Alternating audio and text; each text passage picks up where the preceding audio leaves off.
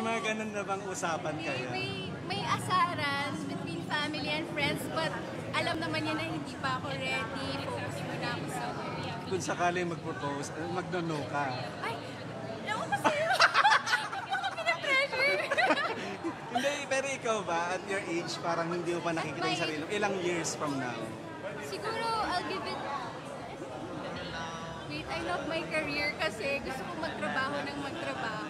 So, gusto ko munang mag-focus talaga sa career at wala pa yung headspace ko doon. Tsaka maganda kay Rico, pinagbibigyan ka muna niyan. Yes naman, yes. Pero syempre, kailangan meron yung time niya, time frame. Mga ilang taon pa kaya?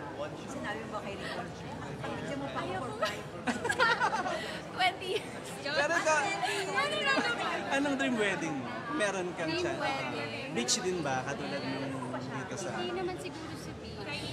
Siguro gusto ko yung wedding mismo sa San Agustin. San Agustin. Sa church ka talaga, traditional. Pero sa reception, sabi nga ni Bliss Hilda, ang wedding, sa church, reception, sa dagat.